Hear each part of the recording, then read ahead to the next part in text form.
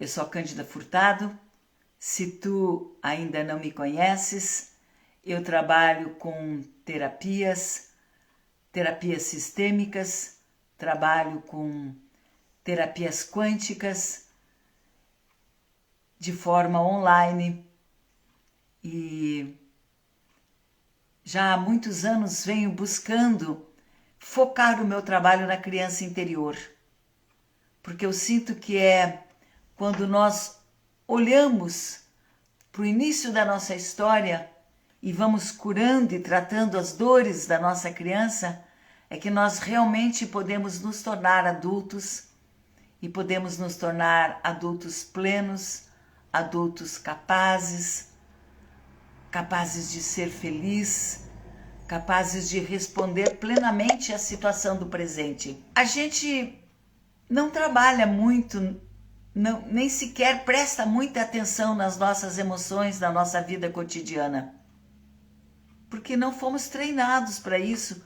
Pelo contrário, tudo nos chama para fora, para fazer uma porção de coisas sem nos conectarmos muito com o que a gente está sentindo. Há um certo tabu, um certo receio, porque a gente acredita que só pode sentir coisas fantásticas, que é o que é estimulado.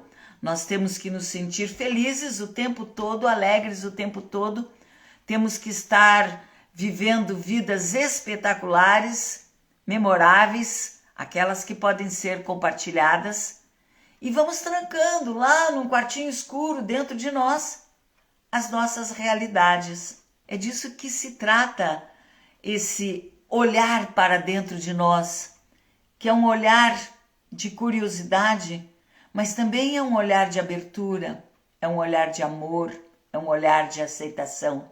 E quando nós vamos nos propondo a conversar sobre as emoções, sobre os sentimentos, da onde eles vêm, o que eles significam, a gente nem se dá conta de que somos assaltados por ele de uma forma que nós não temos controle muitas e muitas vezes. De repente, numa situação, alguém diz alguma coisa que nós não recebemos bem, nem sabemos porquê, e aquilo já nos deixa cabisbaixos, já nos deixa com mais dificuldade. Ou, pelo contrário, um pequeno elogio e já nos sentimos tão fortalecidos, parece que sim, agora vamos tocar, vamos para frente. Ou reagimos com raiva por nada, é até uma coisa minúscula, mas aquilo causa uma explosão de raiva dentro de nós. Ou caímos na insegurança, e todas essas situações externas estão o tempo todo nos provocando para entrarmos em contato com o que está dentro de nós. Porque senão, ao invés de sermos nós que vamos controlando a nossa vida e vamos controlando as nossas ações, as nossas respostas a tudo aquilo que nos acontece, nós somos controlados e somos controlados pelo nosso inconsciente. Então é preciso que nós busquemos pôr luz o mais possível nas nossas sombras, naquilo que está no nosso inconsciente, para que nós tenhamos um maior acesso consciente àquilo que nós somos. E daí nós podemos fazer escolhas, podemos trazer novas respostas.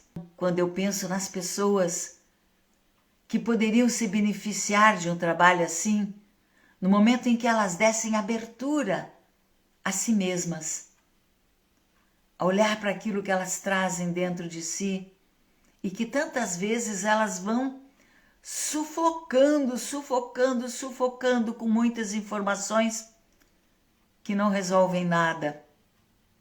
Talvez tu vivas um sentimento de vazio interior, de abandono, uma necessidade de ser cuidada, de receber afeto. E tu acabas como que mendigando isso tudo na vida. Porque tu não sabes que tu mesma pode ser a grande resposta para a tua dor. É isso que a gente tem que aprender, a como que cada um de nós vai responder às suas próprias necessidades, às necessidades da sua criança interior, para não ficar na dependência de um terceiro, que pode ou não estar presente a nós.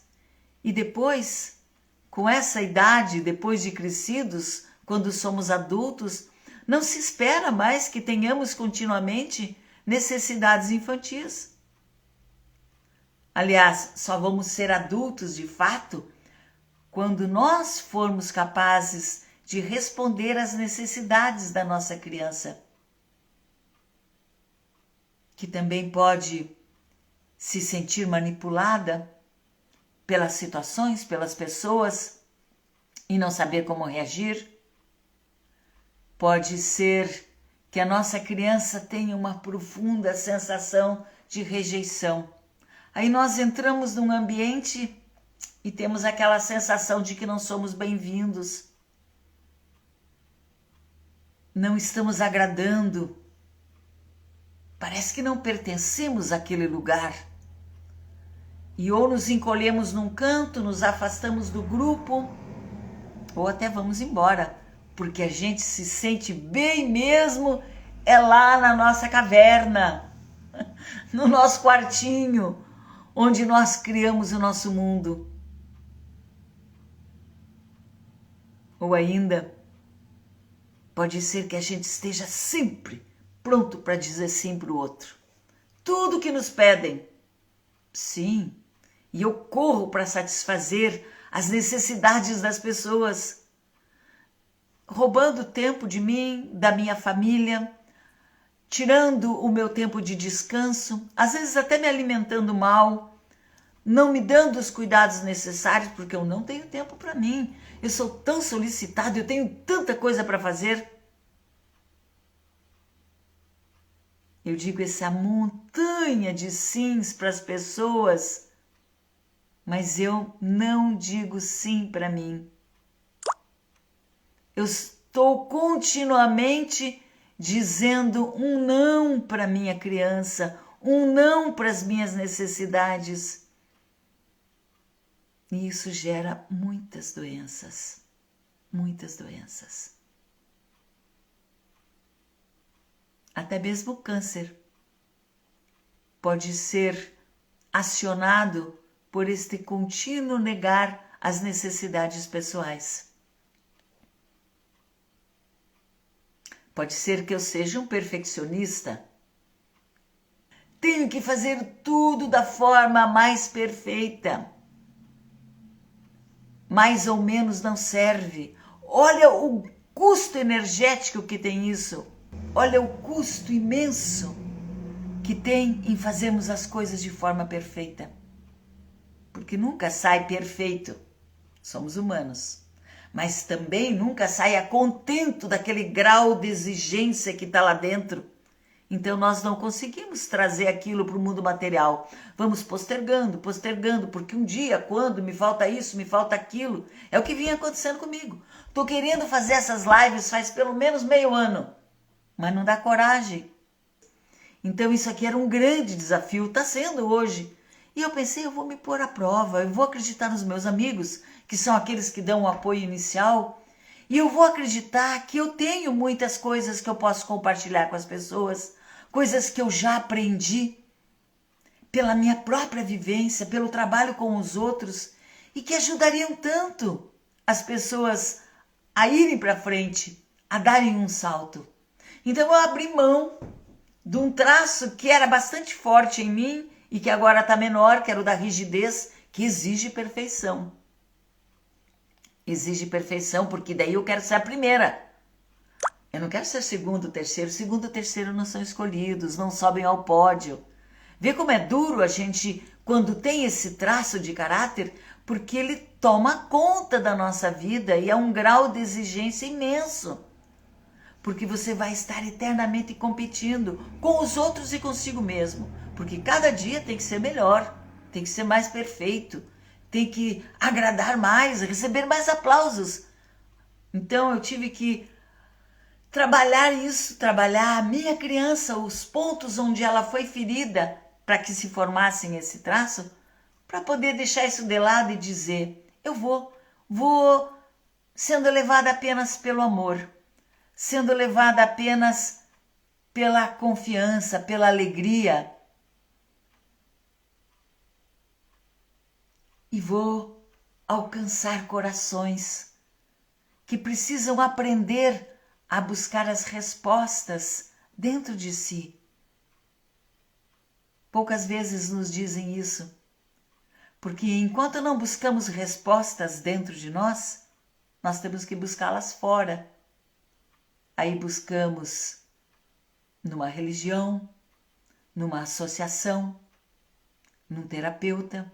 Achamos que alguém vai nos dar uma resposta plena. Não. As pessoas podem nos orientar o caminho e precisamos muitas vezes dessa orientação. Mas a resposta está aqui dentro de cada uma de nós. E quando nós vamos aprendendo a acolher a nossa história pessoal, a olhar para ela com verdade, a tomar aquela decisão, vou levantar o tapete e vou olhar o que está lá embaixo, mesmo que doa. Vou olhar tudo que está lá embaixo, mesmo que não corresponda à imagem bacana que eu criei de mim. Porque é lógico, nessa construção da persona, deste ir para fora, eu mostro o que eu acho que é mais bonito em mim. Então eu crio um sorriso cativante, eu crio uma maneira especial de olhar para a pessoa, eu crio um tom de voz que eu acredito que vai alcançar o outro, e assim eu vou criando várias coisas. Eu posso ser muito inteligente, eu posso ter muito conteúdo, eu posso ser um trabalhador de primeira linha, e eu vou só mostrando isso. E vou guardando nas sombras onde eu não quero tomar conhecimento todas aquelas coisas que negam essa maravilha que eu sou. Então, as minhas inseguranças, os meus medos,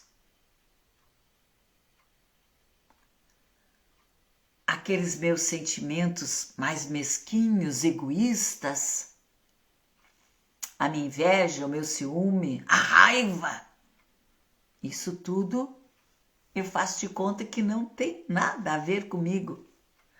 Mas imaginem a pressão que eu tenho que pôr para manter pressionado isto tudo para que não venha para fora.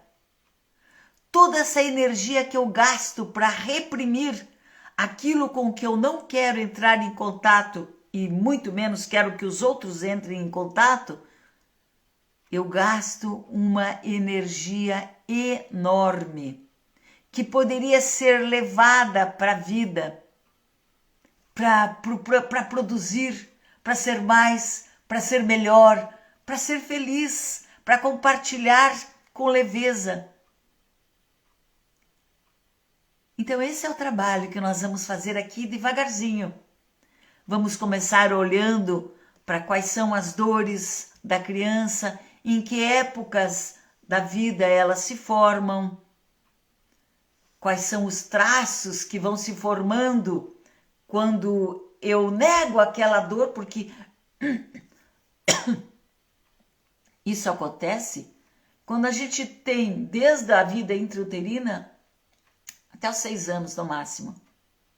Ali todos esses traços de caráter que vão dizer como nós vamos responder à vida, eles se formam.